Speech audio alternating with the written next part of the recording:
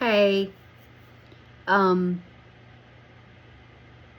wanted to get on here. I actually started doing a message and my cat was wanting to get into the bathroom. I've been struggling with her because she freaking likes to eat plastic.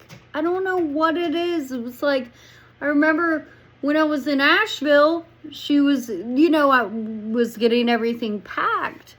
And she was over there like eating a piece of styrofoam. I was like, oh, she looks so cute eating that styrofoam. And then she swallowed a piece. And I was like, oh my God, did you just swallow that? And I moved everything, right? Like everything was okay.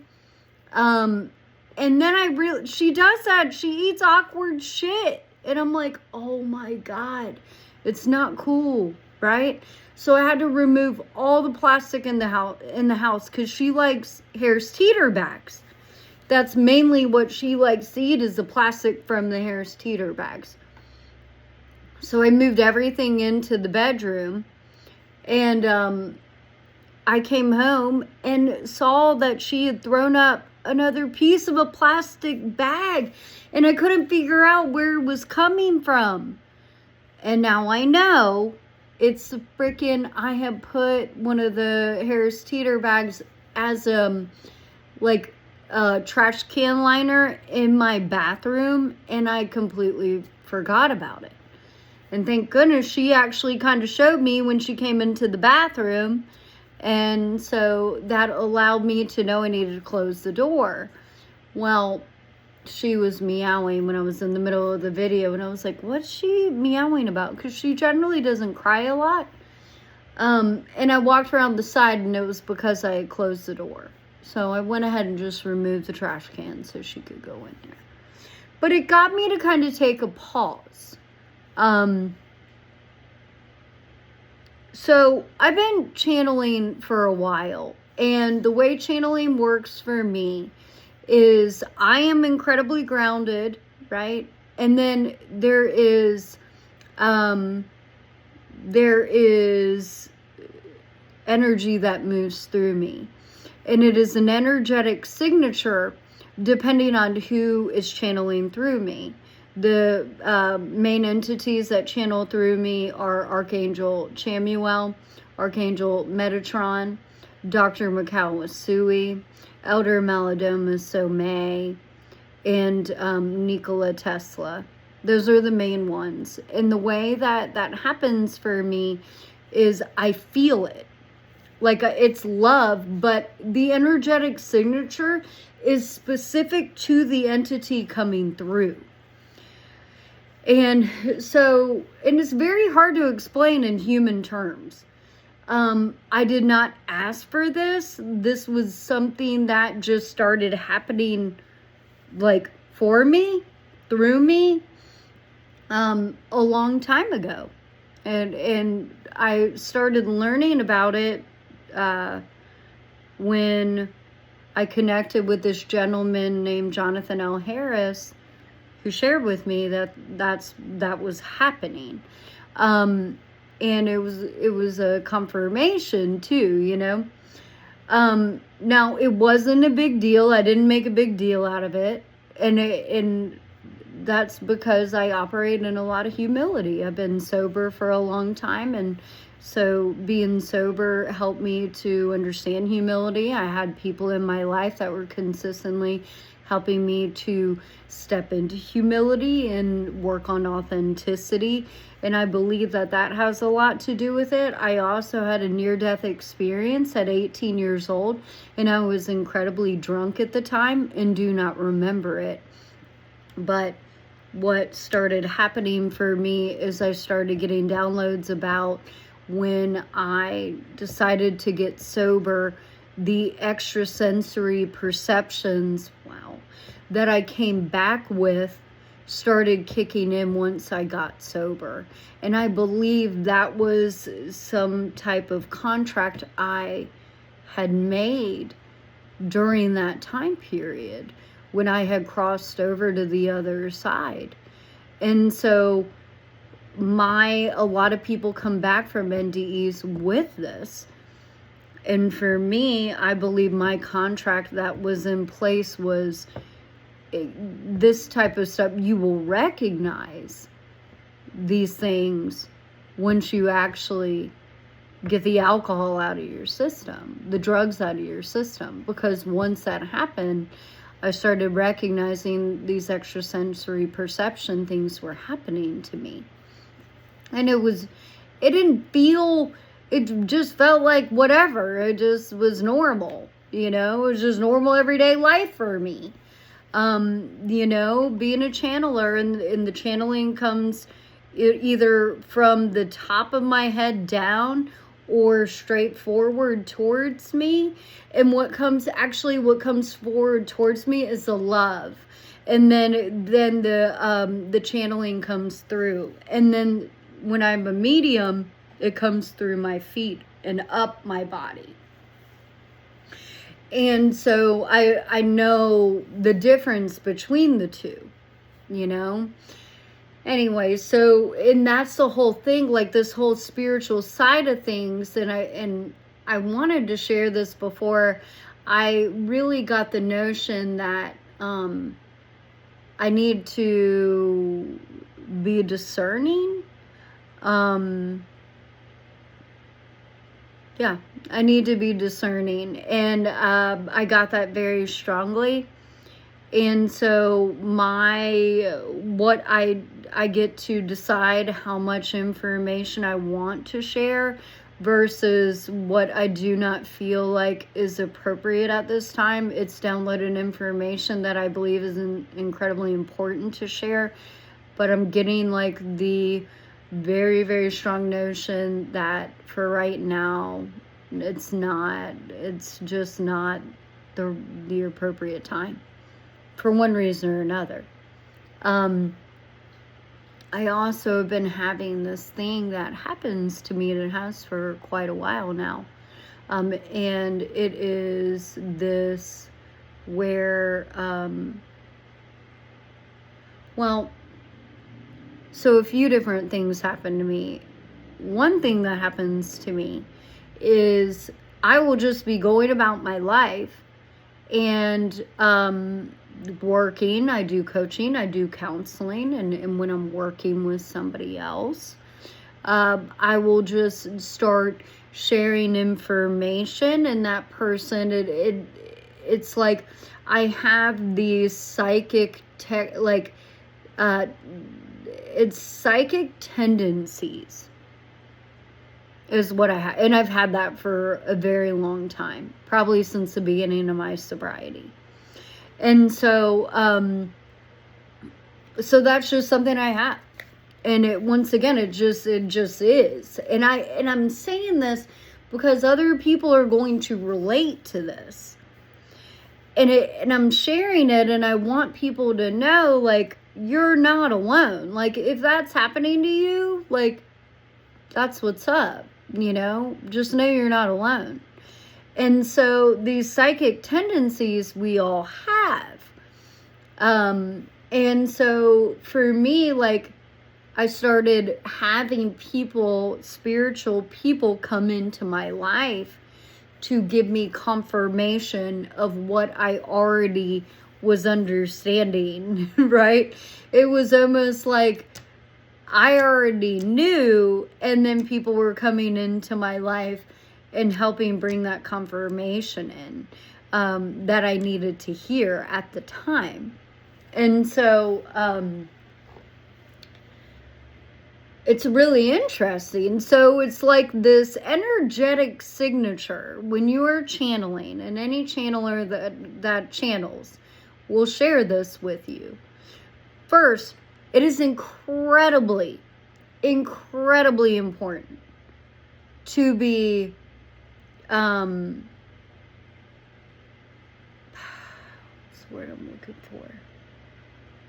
Grounded. And make sure that you are taking the time to sit with the amazingness of being a channel.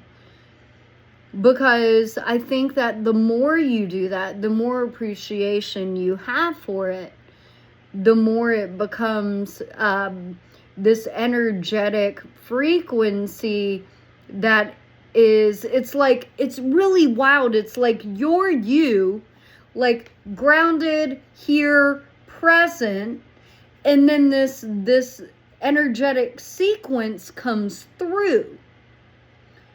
And so it's almost, so you can tell the two different vibrations. It's two different vibrations. It's two different resonance. But because there's a frequency within the resonance of a channeler, it allows the information to come through. Okay? All right, so first off, in Divine Light, Light, God, Light, thank you for helping me to continue to be a channel of peace and love. Thank you for the opportunity to be able to sit here and talk to people that are also going through similar things, so they also know that they're not alone. In Divine Light, Light, God, Light, thank you. I'd like to ask for protection in my space, protection in my viewer and listener space, and protection in the space that we're creating together in the most beautiful 5D crystalline energy. Thank you. I'd also like to invite Yeshua into this space. I'd like to invite Archangel Chamuel and Archangel Metatron to help hold this space. Dr. Mikao Usui, thank you. I'm so incredibly grateful. I feel so incredibly honored. My heart feels so incredibly full. And as this channel opens, I think my most favorite thing about it is just the love that starts coming through. And that's the cool thing. It's like this resonance of love, and that's what the channel is. And any channeler is going to share that with you. That's what comes through when you live in integrity, when you live in humility, when you live in authenticity.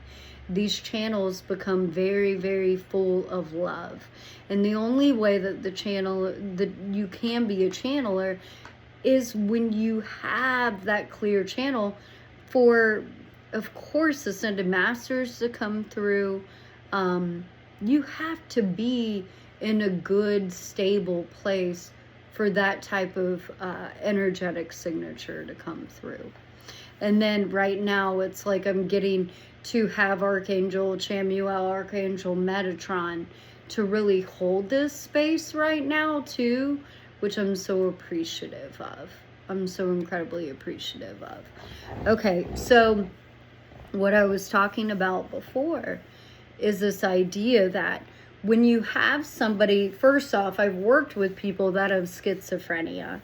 Okay, I've worked with them as they have stabilized, as they have worked with full systems of care. It's been the most amazing thing, working with psychiatrists, working with therapists, working, me as a sponsor, right? And then me as a friend after that. And so I've had experiences where I've worked with people with schizophrenia. And the most interesting thing that I've found, and I got downloaded information about this, and in holding that information and then working with the individuals that I've worked with, and in kind of asking, are these things that you did before this started happening? Right? And so what somebody with schizophrenia generally does, and it's most likely on a repetitive basis, because of the amount of openness it gives them, okay, is they sat in practice, whether knowing it or not, and asked to be connected to everything. And the thing is when you truly do that, like when you sit there and ask to be connected to everything over and over again, what ends up happening is you completely open up.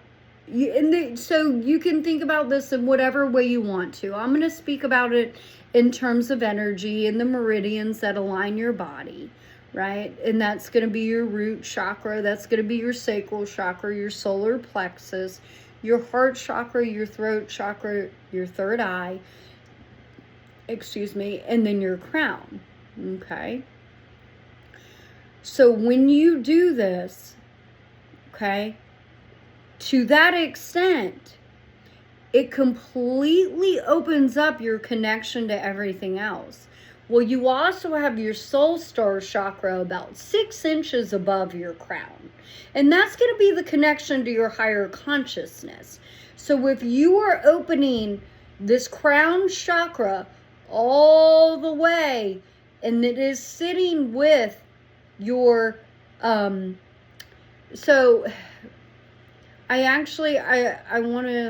really want to say this in a grounded way, because I feel like there's going to be a second part of this.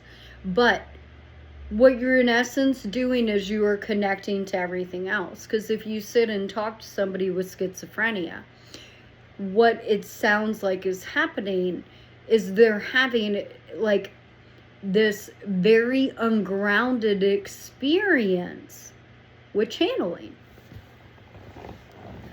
And that is the difference between actually channeling and having schizophrenia. Because one is incredibly grounded, and the information that comes through is usually incredibly helpful to the audiences that are receiving it. It's information that needs to be shared, versus when you are not connecting in a grounded way, you're connecting to everything. So there, you can't really, it's not a grounded connection, if that makes sense. It's two different kinds of connections. So one is like, it's resonating with all these different frequencies at once, and they're all over the place. Whereas when you are a channeler, it is very succinct.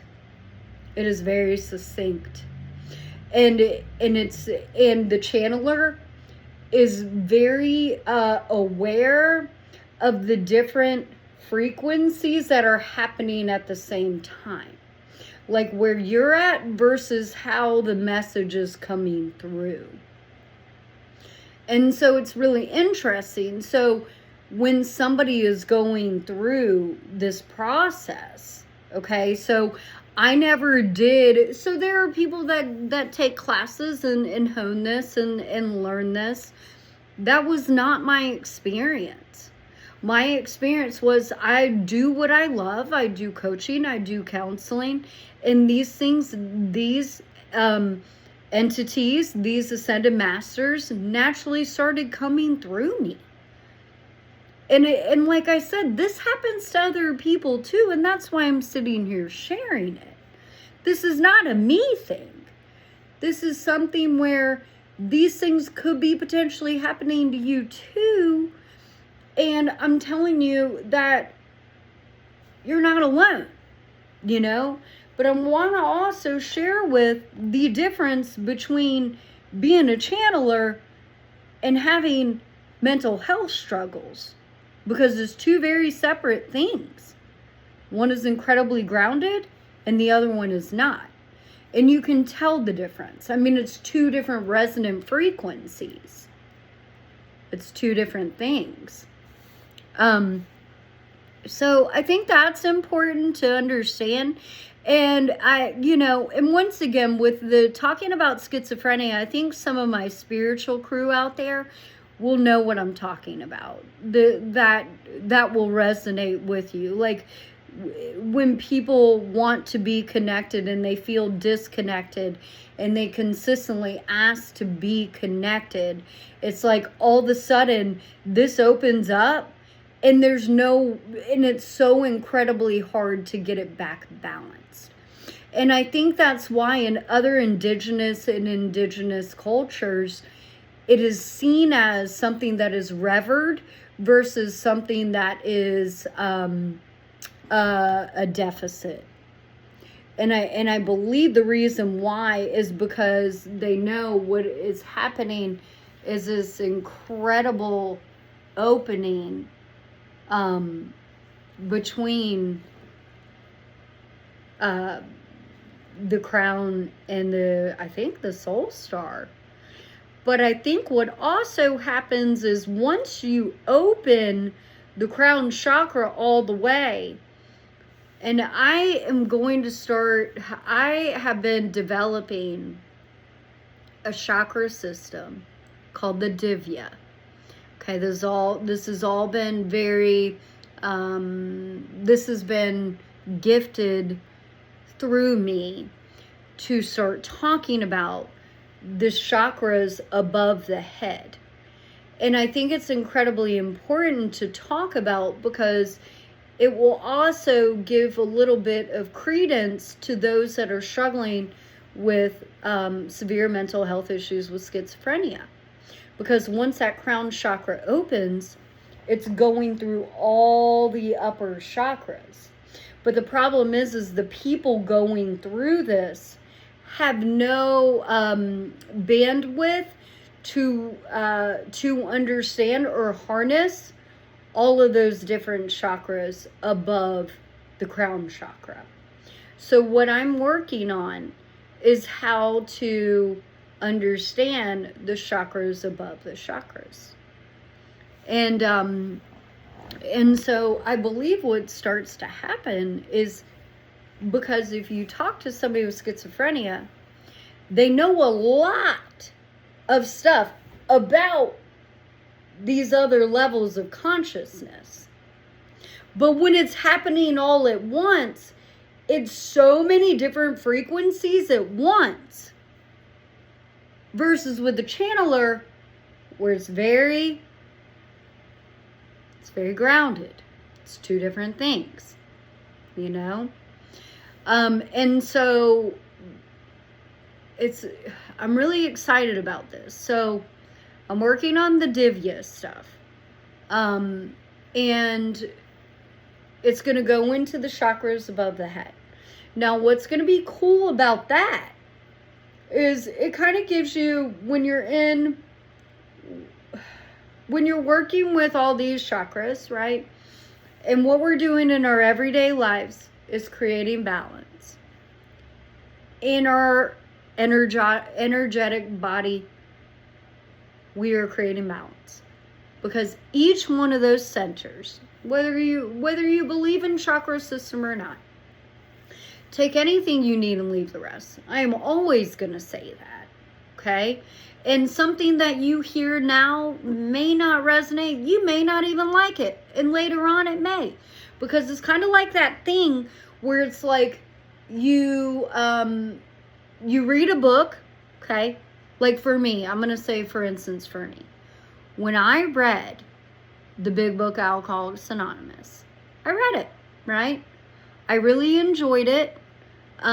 Because I was open to it. I was open to interpret it in ways that were understandable and digestible to me. I had people in my life that helped me with it. And what I started, and this is where like I really love sober tripping, because I've tripped a lot of acid. And, you know, when I was sober, I mean, as I've been sober, I haven't tripped on any acid. I haven't taken any shrooms because it's just not my path. And that's totally cool. But what I love while I'm sober is I always call it sober tripping. Because I've tripped so much acid, I've tripped so much shrooms, I feel like a lot of my experiences tend to be very trippy. And one of those things that I find to be super trippy is these experiences with reality. And one of them is reading something. Okay, so I read something in the big book, right? Fast forward 4 years, I read the same passage and it feels like I'm reading it for the first time ever.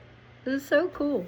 And I love that. So anyways, or I interpreted it differently because of the experiences I had had since the time I read it before. And so I started writing down my interpretations in the margins so I could see and measure over time how my experiences shifted, you know, and how my perception shifted. So, with that being said, there could be things that you hear or hear in my archive stuff that I did through tape reel. I did like these coaching videos where I was just practicing because I wanted to get better in front of a camera. I'm not really good like when I have a set script, but if I'm just talking to you like this, I do okay, you know? And so anyway, so just practicing in front of a camera, and I ended up, you know, garnering a little bit of a following that way from people from all over the world.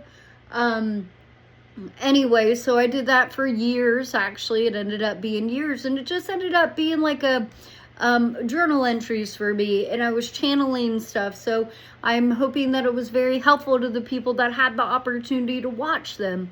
And, you know, and maybe you're seeing some of those videos in archives now, and they make sense now, and back then they didn't, you know, and that's cool. Or you see this now and you're like, what the fuck is she talking about? And then maybe a year from now, you're like, holy shit, you know, I get that. Like, that makes sense today. So, anytime, and at this point, something resonates with you now, later on, something new resonates with you. That's what's so cool, and especially when it's channeled messages too, because they're meant to be delivered in that way, you know? Thank you. And so, the messages come through, the communication comes through at different points in time. It could be received in different ways, especially when the viewer or listener is in a different space, able to understand something more grounded versus from a space of not allowing yourself to be open-minded. A lot of what I'm sharing constitutes being open-minded. It constitutes like kind of thinking outside the box a little bit, because I am not, it's like I'm traditional in some ways, and I'm not traditional at all in other ways. And I think that has to do with the fact I had tripped a lot of acid, and I have done a lot of shrooms, and I have been through a lot of sober tripping over the past 17 and a half plus years I've been sober. And that's one of the reasons I ain't ever wanted to do drugs or drink again, because I like sober tripping better than I ever did taking acid or doing shrooms. You know what I'm saying? Or drinking. Like I have no desire to drink. And that's been the coolest thing, because I've been making mocktails since day one, you know? And so, and I usually say day zero, right? Like I've been making mocktails the whole entire time, because mocktails are the shit. And I knew that I had to replace my love for booze with something else that was similar, so I could keep the ritual going. But I said to God, like, God, if I can have my mocktails, I can still have a social life. I can still be happy. I can still be a free spirit. I can still have inspiration. I can still smile. I can still laugh. I'll never go back. Just help me to continue to be inspired. And that's why I said at the very beginning. And by God, I continue to be inspired. I have continued to have very cool experiences through all the pain and all the suffering, because I have experienced incredible loss. I have experienced so much in grief and loss journeys throughout my whole entire sobriety. You know, I've lost family who I've absolutely adored, you know, and so I found somebody I absolutely adored, you know, and she had chronic alcoholism, and I found her dead when I walked into her apartment. It was absolutely freaking horrible, you know, but she went back to drinking, and that's going to happen. That freaking happens, because alcoholism and drug addiction sometimes brings you back to it, you know? And I try to help with education, awareness, being a coach, being a counselor, working with my colleagues every single day to help that not be the case. And we've made a lot of headway, especially in harm reduction, you know, but it's just at the same time, you lose people because that's what happens when you struggle with addiction. And it does not ever get easier for me. It does not ever get easier. And I don't think it ever will, you know? But I'm going to keep showing up, and I'm going to keep sharing my story. I'm going to keep sharing my experience. I'm going to keep sharing my healing journey. I'm going to share with you about my channeling. I'm going to share with you about the fact that I'm a medium. I'm going to share with you how when my brother-in-law Michael died from a brain aneurysm, my whole entire auric field collapsed. And all of a sudden, both my channels were completely flooded from the energy around me. I was receiving so much at the same time, which then I find out is anxiety. I hadn't even had anxiety.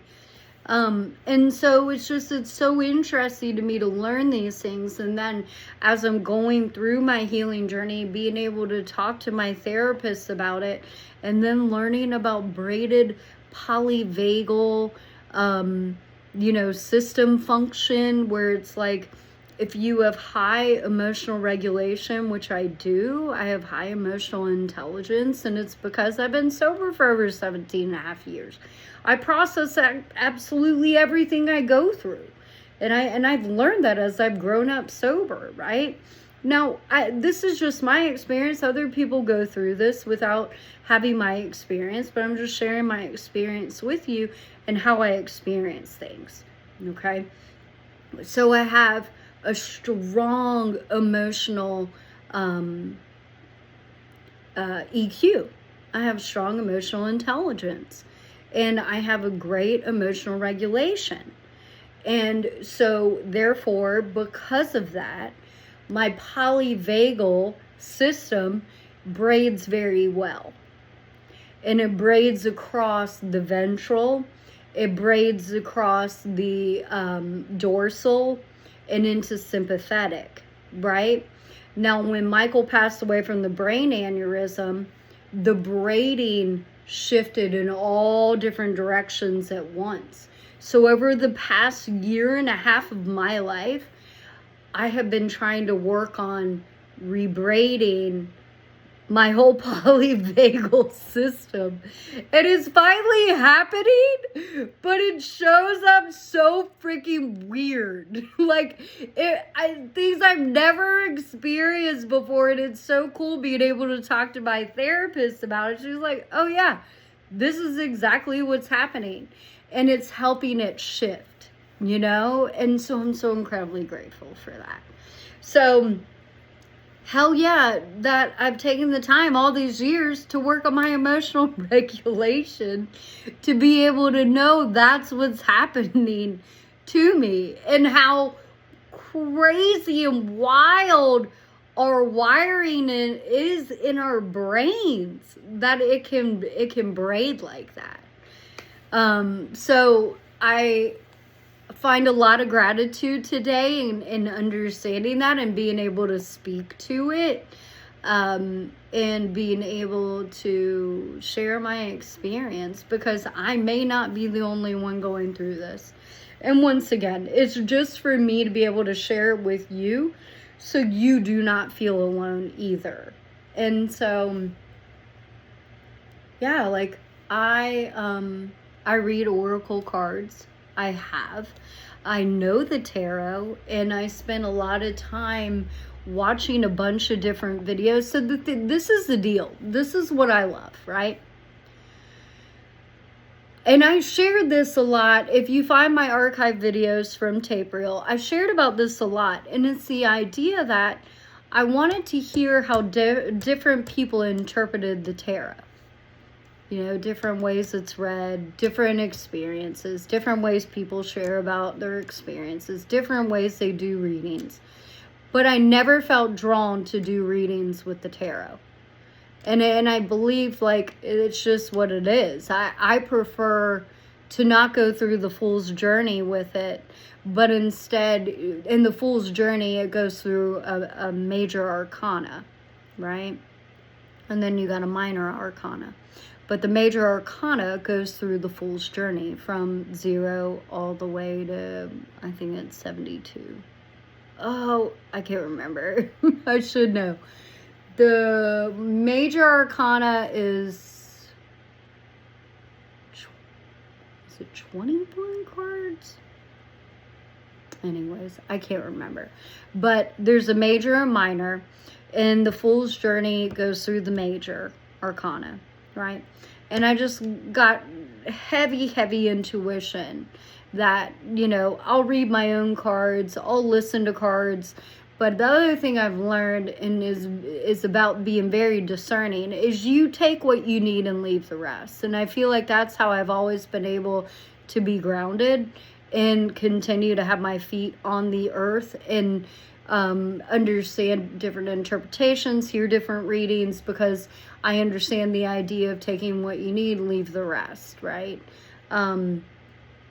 And that's cool. I feel like a lot of people know that. And if you don't know that, please understand that it's all open to interpretation, depending who the person is receiving it, you know? And I always take it as this opportunity to find the best possible outcome. It's just, that's the way that my brain works. Like, how does somebody get to a life that's fulfilling, full of love, support, healing, you know, where they find satisfaction in their daily living, you know? And so anything that I'm interpreting, that is my hope, that is what I'm conveying. And especially through any channeling that's happening through me as well. So I decided to do Oracle, because I felt like oracles are super freaking cool. And what I mean by that is the imagery, you're not on a specific journey with the Fool. This gets to be even more open to interpretation. And I feel like I just enjoy it. I enjoy doing oracle card readings. So with that being said, I'm going to do one. So I'm going to go ahead and go into this deck right here.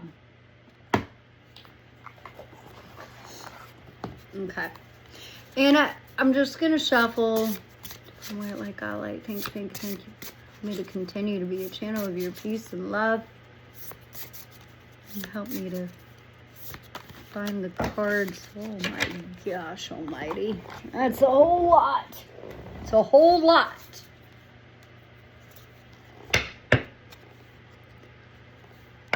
All right, I'm going to go through these. Yep. Okay.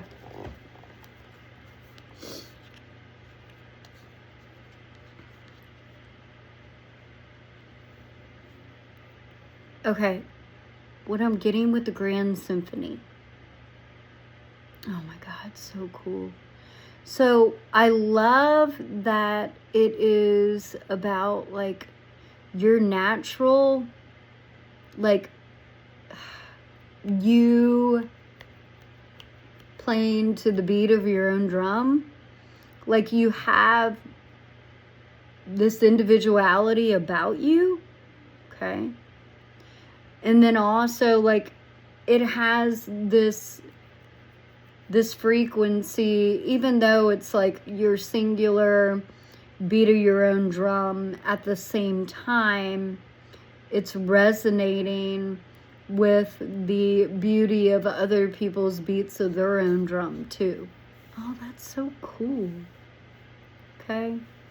And I'm feeling Dr. Mikao Usui very strongly with this. Yeah. Whew. Okay. So it's that idea that you are moving to the beat, and my Native American ancestors too. They're like, yeah, we're coming through too. And, you know, they put my ceremonial drum, that I was a steward of this ceremonial drum. And I forgot that I had it. And it was when I was going through the hardest moments of my anxiety. But it was like the hardest moments at the end of it being its hardest and getting ready to go into the next level of healing. And like I knew it, you know? And that's what made it so hard to be right there. And that's where they met me, with my ceremonial drum. And I know shamanic drumming. That's about all I know on a drum. But I know shamanic drumming very well.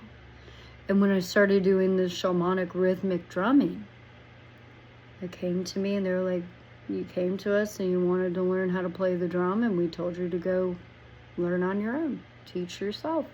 You came back, you were so excited that you knew how to play, and we told you to go back and learn how to play with your eyes closed. Because it's not about seeing it, but it's feeling the rhythm of it as you play. God almighty. Ooh. Alright, so this is the dealie. Right? So you get to be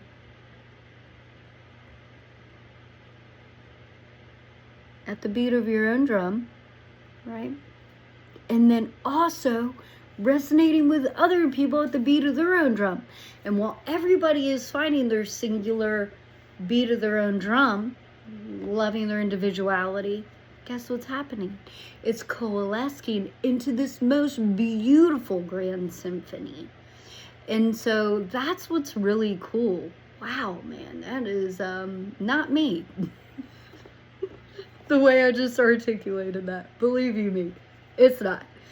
Right? So it's this idea that we have where we are marching to the beat of our own drum. Everybody is. Okay? We have our singular way that we go about it. And then we're admiring each other's beats of our own drum, right?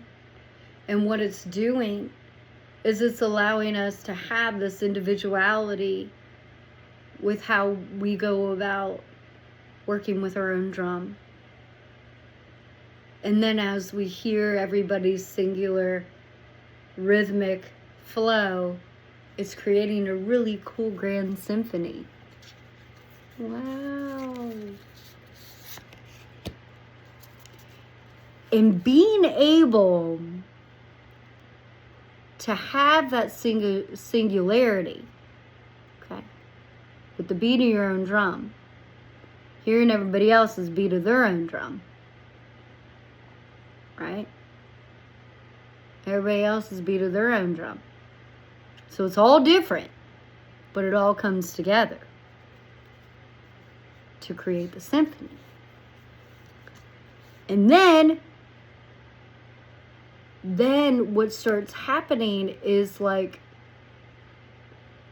because you're at the beat of your own drum, everybody else is at the beat of their own drum. But then you're recognizing the singularity of your own drum and the singularity of their own drum is creating a whole. And what it's starting to do is it's starting to allow a compass to come into focus through. So remember, water is all about emotions, you know?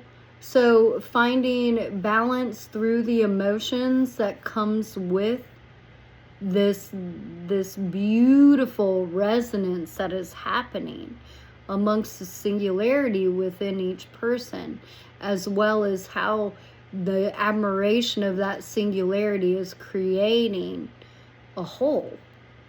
Okay? And then, so, and up above, you got the boat, right? The boat is floating on the water. It's got a light, right?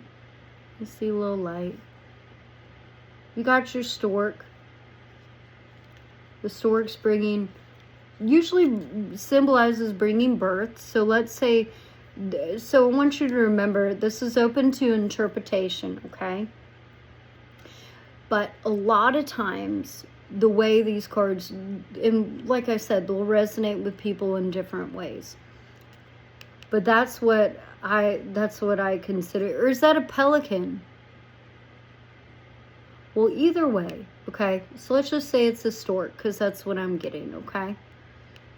The birth of something new, okay? It doesn't have to symbolize child. It could. It could. If you're pregnant, very well could, right?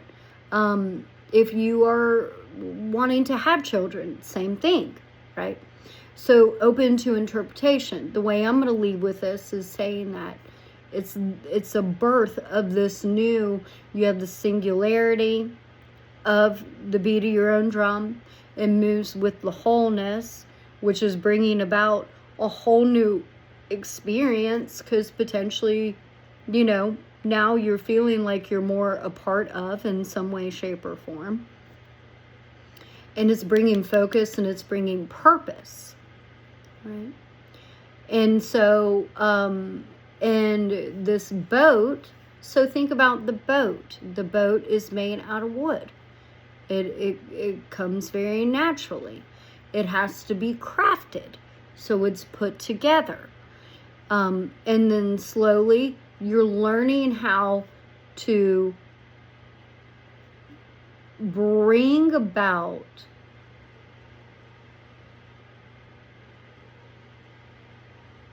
movement without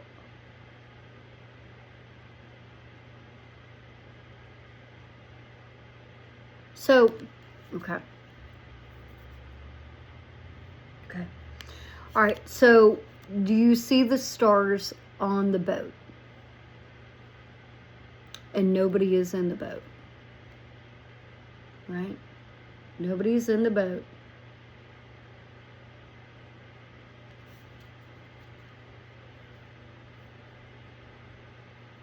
So this is the opportunity to kind of, so we have the singularity. We have the singularity of your beating the heart of your own drum, the heart in your own drum, okay?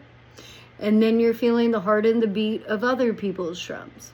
So it's almost like this resonance is starting to happen with more people, and it's birthing a whole new energy. Now, what's on top of this water? So this is all the birth of this new energy. It's helping you to find purpose. And you have this really cool boat with nobody at the helm, which is what? Faith, which is trust, which is the opportunity to believe in how you have your singularity and you're also a part of the whole. You see this, the divine is through this, so whatever that looks like for you, you know. And so you're experiencing something brand new. And so where we go, so this is the deal. So a tall tale. So where we feel like we are just in the singularity, we are actually part of something so much bigger and part of the whole. So the uncharted territory is the connection between everybody's singularity that creates the whole. You are now seeing that singularity is an illusion. Because you're seeing how it's like through an open-mindedness. It's like curiosity, open-mindedness has allowed you to see that it's not all about the singularity. You're not doing it alone. You're not doing it alone. And so what it's creating is seeing that illusion once again being like, holy shiitake, I'm not doing this alone. And it's not just me with the singularity of, me at the beat of my own drum. It's like they're at the beat of their own drum. They're at the beat of their own drum. But we have this really cool sound that's coming together. That we need all these different singularities to create the grand symphony together. And what it's doing is it's creating this brand new heart opening. And this is being able to recognize the grand symphony, the singularity of everybody, and how the singularity of everybody's sound, everybody's beat of their own drum, creates this beautiful sound together, is the key to unlock that heart center, which is bringing purpose. And then once again, it's like you got that sacred reverence. So you're starting to recognize it. It's like, how cool is it that we're all coming together? And it's creating really cool purpose. It's this idea of, wow, there's so much more. Like, I'm so much a part of something so beyond me, and it's so awesome, And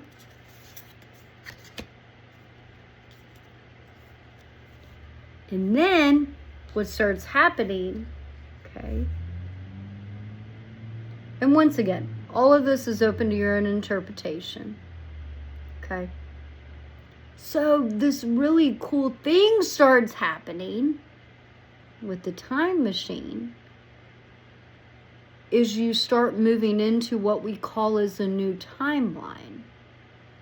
So as you are introduced past your singularity, seeing other people's singularity, seeing the connection between your singularity and their singularity, and how it creates this really, really cool grand symphony together. This is what happens. You move to a different timeline. And, time machines, if we want to get into it, like the idea of time machines, the way a time machine works, okay, is you have 0 point. And I received all this downloaded information from Nikola Tesla when I was going through all my anxiety and stuff up in Nashville. He shared all of this information with me. I'm pretty sure that in that time I was going over mathematical equations that were similar to what that looked like, And it was because I was getting visions of it. And what it is 0 point permutation. And 0 point permutation is really cool because it can be 0 all the way to any measurement possible backwards. And it can be 0. And it can be any measurement forward at the same exact time. Now, because that's the case, it seems like it operates on a linear flow. From infinity this way to infinity that way, back to 0 in the middle. Okay? But what it's actually doing is creating a wave frequency, which is where 369 figures into all of that. So it's creating, and the 369 is connected between the wave frequency and this linear time going all the way that way, and all the way that way, and sitting at 0. Okay? Now, we have a system of measurement that measures a lot of that. And we have a certain amount of information that if we just juxtapose some of the things we have access to as far as the measurement of this, it connects really well and easily. It's all very easily connected. That's what's so wild. It's like all these profound things are connected to already traditional methods. And it's built that way. It's ancient. It's ancient. So, now, okay. All right. I'm going to relate it back to this, okay? So think about all your experiences, okay? And all your experiences bringing you to now, like right now. And from this place, you recognize the singularity and everybody else's singularity, and how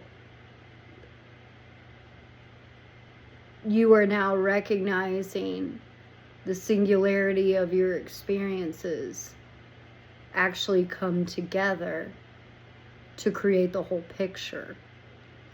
And then let's make that relative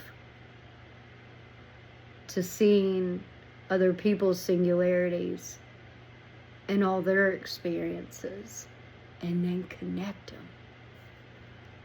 So what that does, ooh, holy fuck.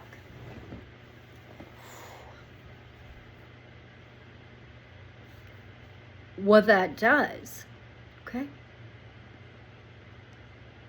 is it ends up creating this brand new frequency. Connections where you never thought you saw connections. And it's happening. It's happening on a collective scale right now. It's happening with a lot of people right now. And it's the opportunity. Ooh, holy fuck, man. The love I feel right now is so strong. Oof. But it's happening, right? It's happening on a very, very large scale. The collective is starting to recognize these really cool connections to each other, you know? And then you start recognizing the similarities and honoring the differences. And I think like this goes back to like what happened when the monks, okay, decided to move forward with their walk. What it did was it created a brand new timeline. And it created a brand new timeline that a lot of people decided to walk onto. Okay? And with that being said, it created this connection between everybody's different singularities to show common themes that we all go through, to say we're not alone, to not feel like you're an outsider, or not feel like you're doing everything alone, or this is only happening to you. And what it's trying to help everybody, a lot of people realize, some people not, that's okay. That's okay. like I said, at some point that could change, you know? Because what is also happening, I'm getting, is it,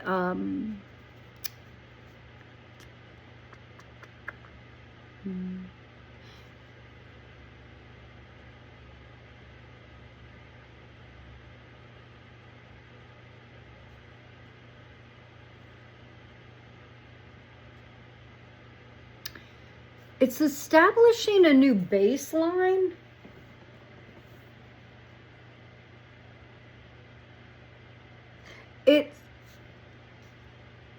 It set a new timeline into existence for the collective, and now what's continuing to happen, because we see a lot of monks are starting to get very vocal from their respective places. It has started a very cool movement, and what that is actually doing is continuing to raise this collective awareness where people are starting to celebrate their differences versus see that those things make them not the same. It's like their differences actually connect them because they appreciate their singularity. So everybody's appreciating each other's singularity, who they are, their experiences, all the things they've been through. Because everybody's starting to share their stories, which is the coolest thing.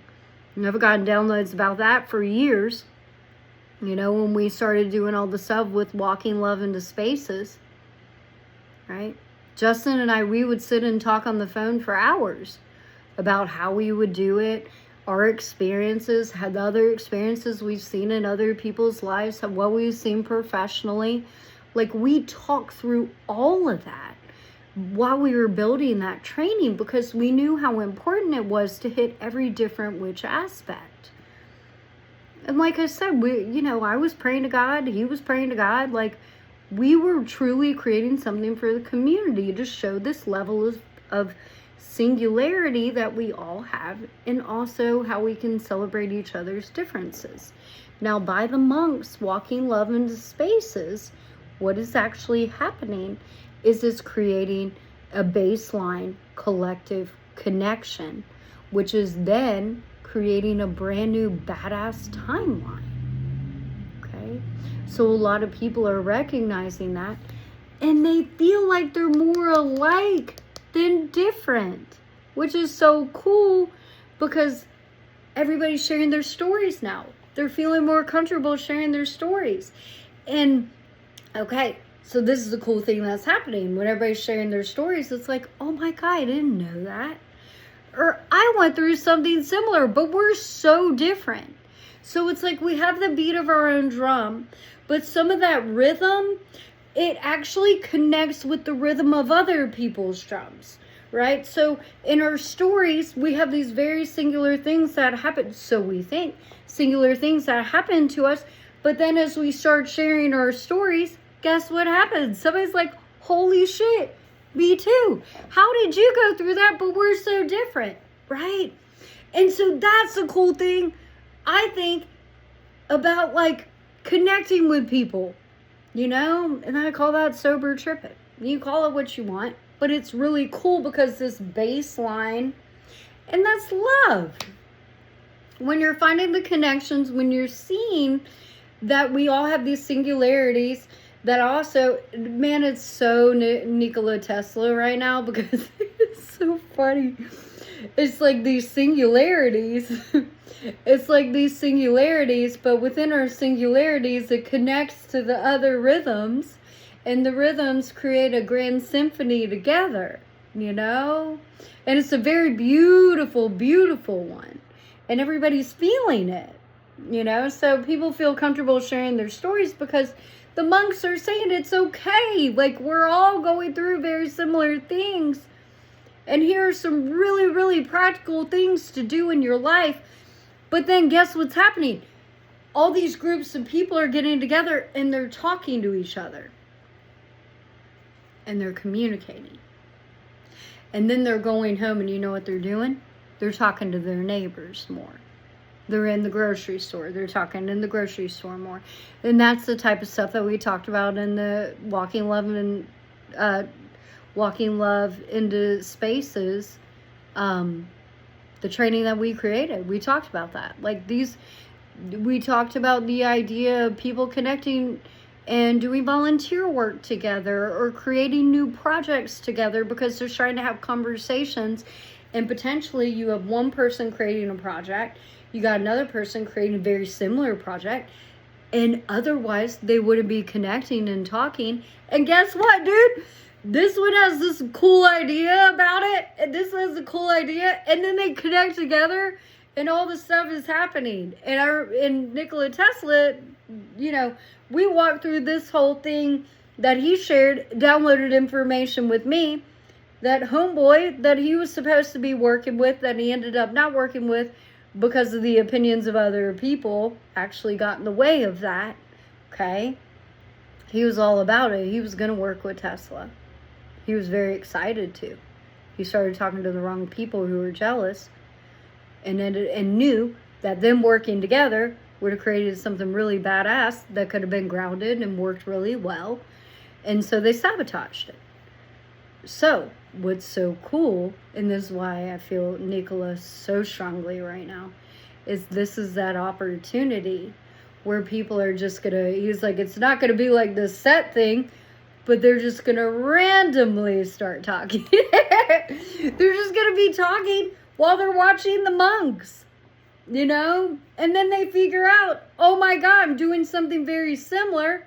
And then they start working together, and then they ground these really cool projects that are being created to help the community, And that's how it's happening.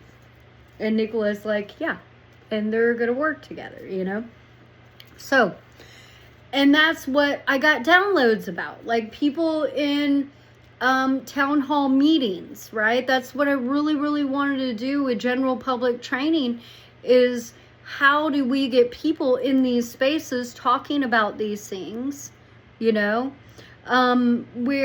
you're putting people in the same room where they start talking, they have very similar things, even though their stories are incredibly different, where they can come together and build community, So, and that's the whole thing. Like, I want to go back to get my master's in social work to work on all of this. And I'm going to, whether I get in right now or later on. Like, I'm super excited about it. This is like, I'm just super excited. I feel like I already have a lot of the information and a lot of the research done. And it's just like doing it in a very formal way and getting the right people to work with me on it, All right, so, and then it becomes beyond ordinary. Yeah, dude. It's extraordinary. But it's still like really cool how it all comes together. It's very natural. It's very organic. It's very real. And that is when it tends to ground and flourish, right? These new experiences, the monks are walking, more people are connecting, more people feel comfortable sharing their stories. They're finding the connections between their stories, and it's creating a baseline that is raising on a collective level, which is so cool, right? And so therefore, that's why I think more people are going to understand channeling information they feel they need to share. It's very grounded. They start feeling like, that's not coming from me. And you start recognizing the difference.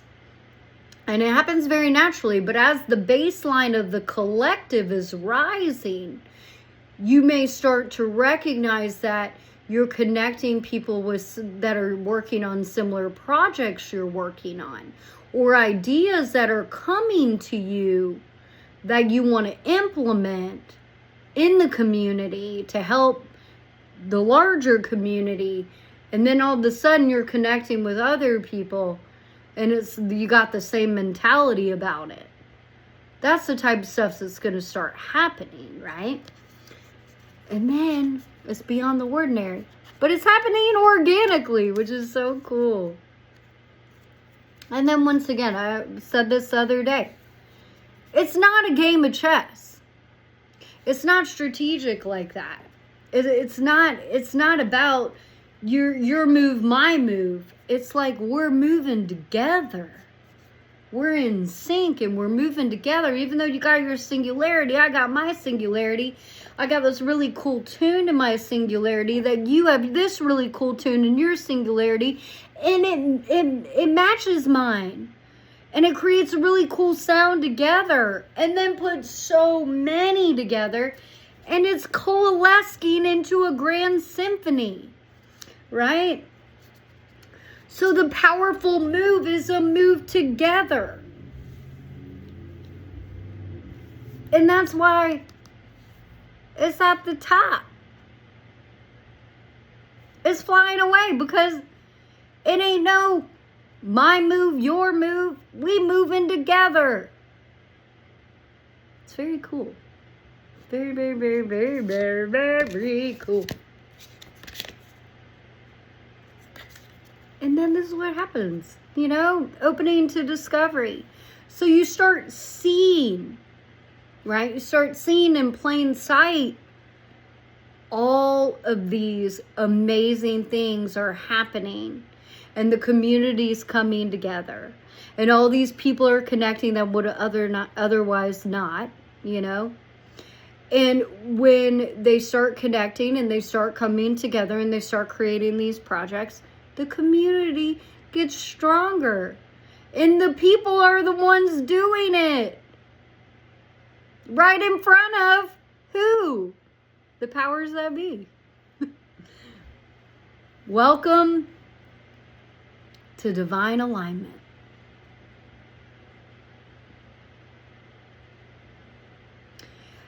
As the collective consciousness, okay? Conscience rises. The whole, so there's this thing called the Schumann resonance that you can check out. And it kind of measures this, right? And what it's been doing recently, okay, is the whole damn thing is shifting to where it can't even barely be measured by the measurements of the way it's been measured. Because the monks helped the baseline of the whole entire collective, because they did it with the utmost humility. And that's how it was possible. Raise the whole entire damn collective reality to where people are communicating more, they're connecting, they're building projects, they're wanting to hear people's stories where otherwise they never wanted to. They're communicating, they're moving together. It's not your move, my move. It's let's move together, It's creating safety, love, empowerment, mindfulness. All these beautiful things are starting to come together because the whole entire collective reality has shifted to more love. And you'll start noticing it when you look around. People are smiling at you more. They're talking to each other more. They're saying please and thank you more often. Things are a little bit more peaceful. Start recognizing it. It's very, very, very cool.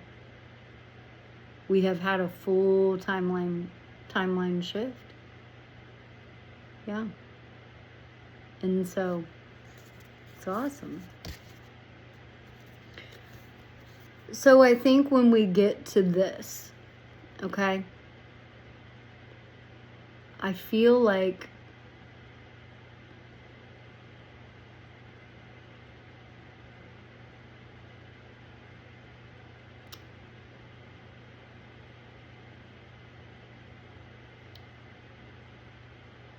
this correctly. Let me see.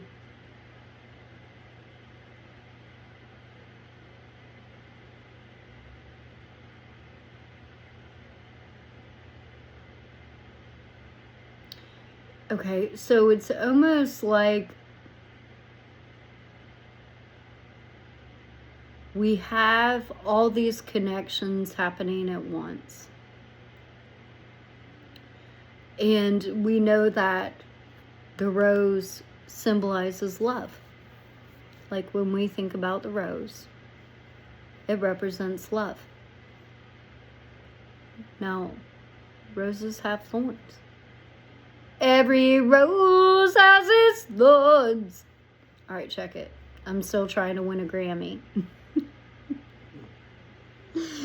I gotta win a Grammy. It's cool. But I love to sing, right? All right, so check it, right? Rose represents love. It has its thorns. So I believe that there's this opportunity to see the love.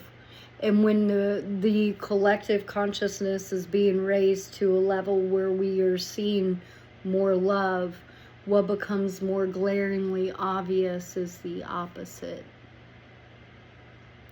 Okay. And so that can be a little bit disheartening. And it can be, what's cool though, okay, is what I'm getting, is as it's rising, it allows you to ground a perspective to understand the opposite of love that you're seeing. Okay? So because the whole entire collective consciousness is in an uprise right now, thanks to the amazing monks. What's up? All right. So raised it up, okay?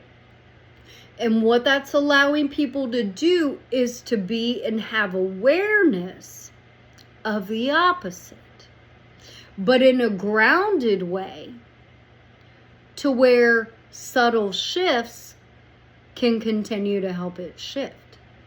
So as you're seeing the beauty in that, you're also seeing the other side of it more readily, with more awareness. But because the love has raised on a collective level, you're able to comprehend, recognize, and help slowly shift the opposite. You want to. Because as the love raises, you want to help the other stuff shift. It's a natural response to the collective being at a higher frequency of love. Because of that shift up, the other stuff, it's kind of like, okay, for instance, I'm a counselor, coach, so strengths-based approach, okay? What strengths-based approach is you highlight somebody's strengths, all their strengths, okay? And as you start highlighting somebody's strengths, what begins to happen is they tend to naturally want to start working on their perceived limitations or anything that they would consider to be a deficit. So when you raise the whole collective consciousness, okay, what starts happening? Oh, God almighty, dude. Whew. The whole entire thing. And you seeing all those strengths, that's how all that love's coming through. You automatically want to work on the opposite stuff that you're seeing. Or help build programs, build projects, grassroots, all kinds of stuff. And then it's going to all start coming together by the people.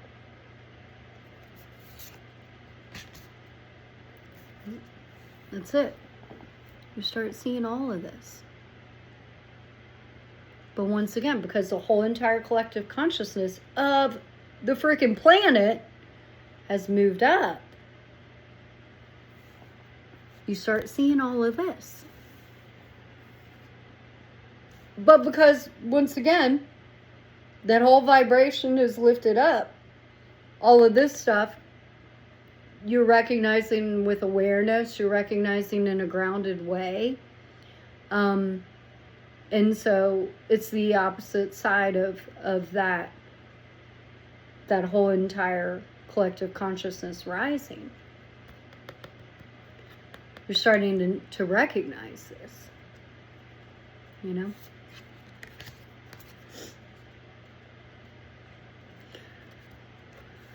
And so, in that land between,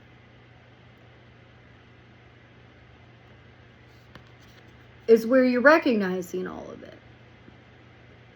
And with the awareness, with all the love, with the awareness of the opposite, what's starting to happen is you're creating a whole entire new experience. The collective consciousnesses, the communities are. And right now it's like we're in the land in between.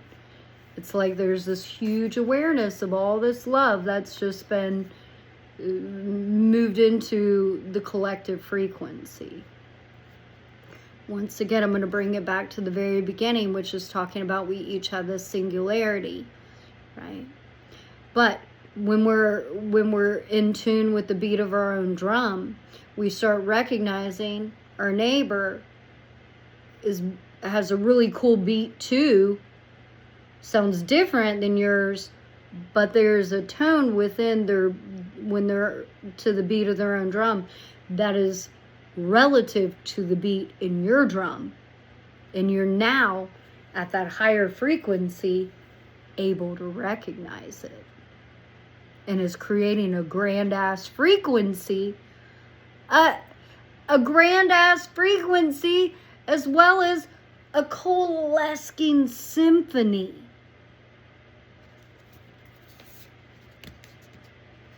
This is what it's bringing. Bomb ass gratitude. So, I talk about this a lot because it's really cool. Like, you know, being somebody that's grown up in sobriety. And once again, that's just my story.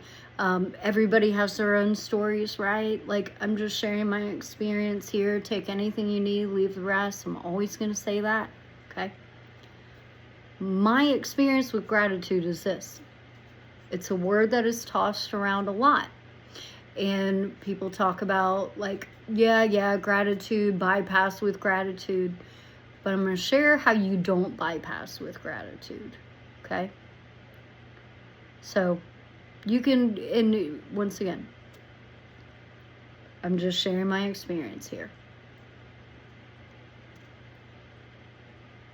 Sometimes, we just say we're grateful. That's what we've been taught. Okay? To have gratitude. With that collective consciousness, that much higher up, on a collective scale, people are taking time to practice this. And what I mean by practicing it is going beyond saying, I'm grateful, and you are going into what exactly you're grateful for and why you're grateful. And so by doing that, it's continuing to raise that collective consciousness. It's bringing more mindfulness into everyday life. It's helping people to recognize the things that, holy heck, like even seeing the sunrise, seeing the sunset, being able to say, oh my God, it's one of a kind. My day's one of a kind. Even though this day fucking sucked. Right? Excuse my French for those that don't want to hear me cuss. I actually don't all that often anymore. But sometimes I do, right? I used to be really bad, but I like to say holy heck and shiitake a lot. All right, I digress. So it's this idea, right, that you start to recognize these little things that become so big because you're recognizing them every day. You're like, holy fucking shit, what a shitty day. But my homie over here had a great day. And I want to hear a little bit about more about their day. You know? And that's one of the coolest things ever. It's not to bypass your stuff or not address your stuff, but what it ends up doing when you do that, and this is some of the things that happen when this collective consciousness is rising all together. Okay, these are some of the things that we're going to continue to see happening, that are happening through the gift of mindfulness, through the gift of slowing down. Okay, is this idea of, I'm not having a good day.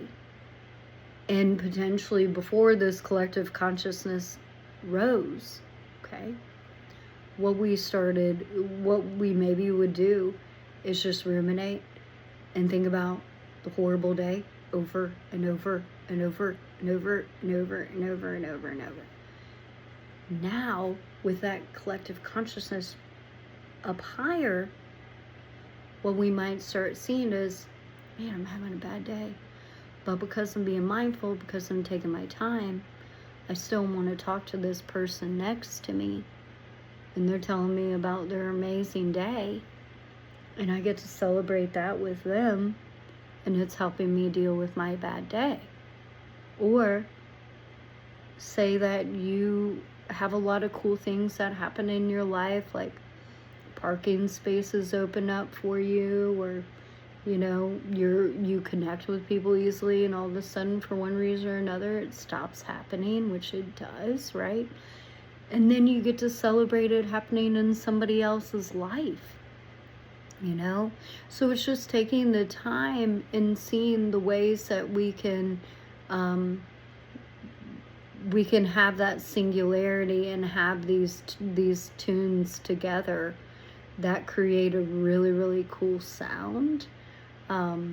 That just, in essence, continues to bring us to a place where we move forward together.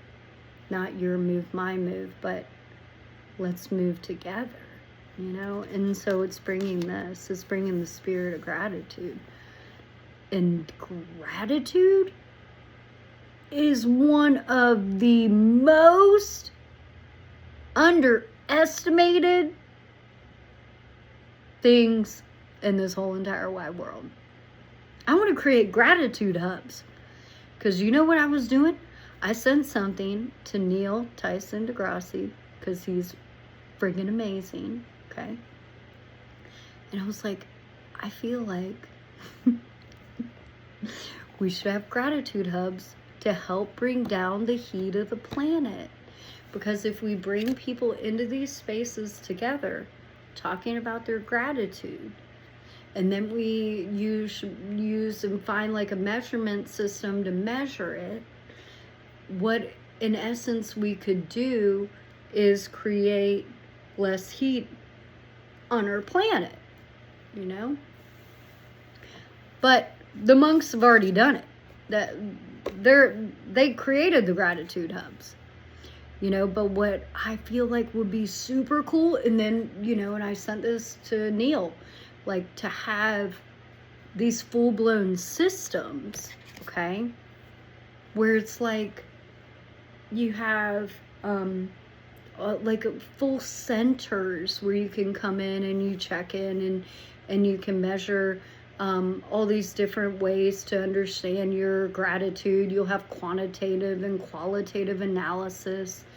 And then and I was talking about how it would be so cool to have like a museum that had like all of Nikola's stuff, and like it be able to be controlled by all solar energy, and like really, really, really hone these spaces maybe. And you know, it's like, you know, it'd be awesome if the billionaires did it, right? Like where we have these gratitude hubs in every major city where you could go check in, you could write your affirmations down, like all these different things where you can just go and hang out. And it could be an eatery. It could be like, you know, it could just be another cool place that everybody convenes. Maybe share their ideas on a big board.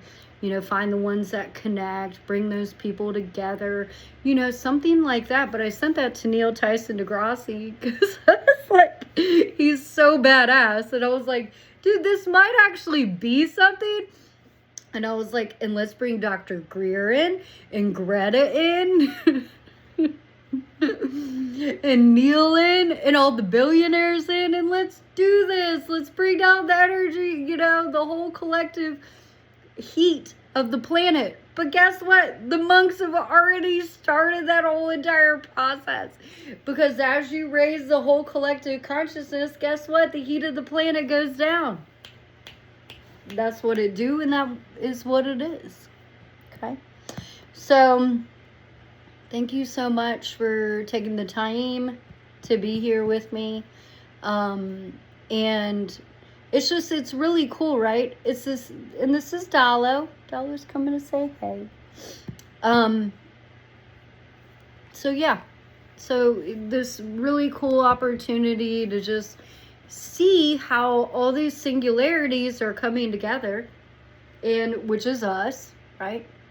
And we're seeing how we have the beat of our own drums, each of us, but there's tones within the beat of our own drums that's similar to somebody else.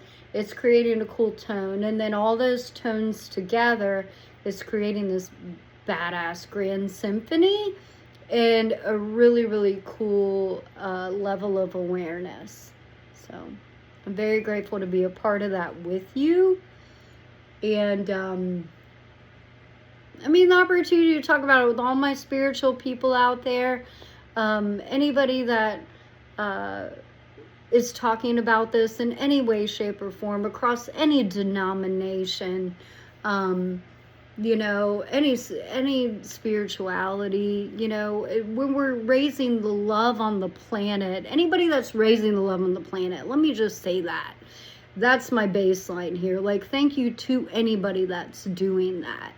And the opportunity to stand next to you while we do that is an honor. And let's keep doing it, dude. We'll keep doing it. Thank you to Dr. Mikao Usui, Nikola Tesla, Elder Malidoma Some, my Native American ancestors. Fudge,